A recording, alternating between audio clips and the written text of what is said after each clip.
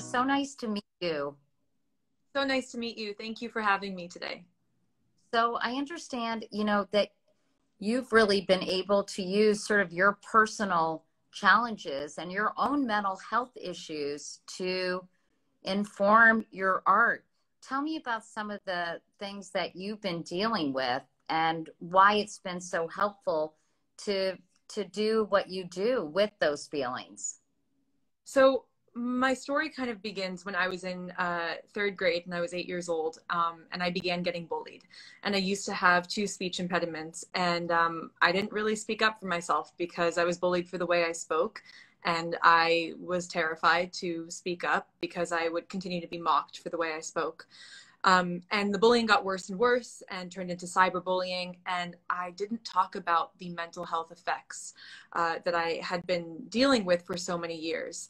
And so because of that, I struggled with depression and anxiety, but I didn't really realize that for many years. And throughout that whole period, I used writing and poetry as a way to express myself and try to find meaning and work through what I had been dealing with. And so it's carried me into today, and it's continued to be a vessel for me to talk about different issues. How helpful has it been, and what is the feeling you have when you're able to express yourself this way? And how does it lift you and kind of reduce anxiety and make you feel better?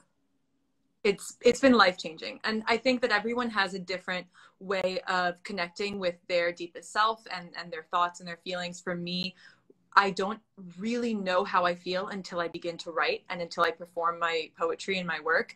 And so I'm really lucky that I found it at a young age, particularly when I was struggling and I needed an outlet and I didn't know how to communicate or ask for help. So it's been a huge part of my journey.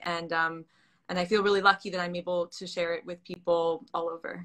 And have you been able to convince other people? I just spoke with two amazing people, a police sergeant and someone who was also dealing with depression many 15 years ago. And I think sharing their story is really helpful. Do you find that other people learn from your experience and have been able to channel what they're dealing with in different ways, even in the kind of things that you do? Absolutely. I've definitely gotten a lot of messages from particularly young people all over the world.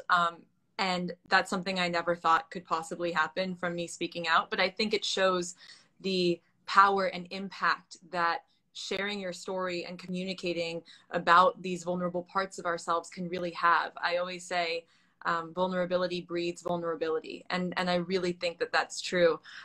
So I'm really glad that that has been a part of this. And I also always say that it's amazing to find these outlets to express yourself in, but it's also not the end all be all goal. You also want to make sure that you are getting proper help, whether that is talking to a therapist, finding a right medication for you, or just having a support system that you actively work to communicate with.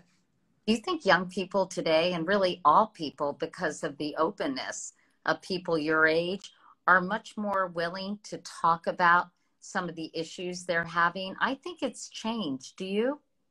I think it has. I think it has. And I also think it's still very difficult to open up about parts of ourselves that are even scary to face within ourselves. And so I think we definitely have made amazing strides. And I think it's a constant work in progress. And I think there's definitely more to do. Well, thank you so much for being here and being Thank you for having about your own situation, so open about it. And I know you're going to be sharing a poem as we start Mental Health Awareness Month with Kenneth's great initiative to try to break down the barriers to talking and sharing and being open. So I'll let you do your thing. And it's great to meet you, Aija. Thank you. Thank you.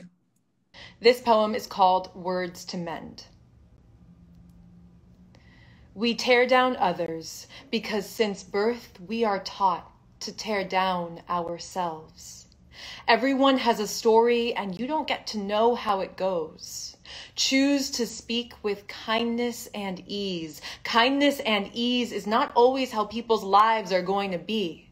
Before you use your words as a weapon, let your heart step in. Check in within. Cruelty comes from our very own wounds. We tear down others because since birth we are taught to tear down ourselves. You might believe the words you speak are weak, but the echoes of a word can start revolutions. It may surprise you, but most people are wounded and those wounds are concealed. We tear down others if we choose hate over healing, cruelty over compassion.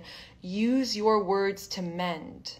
You and you alone hold all of that power.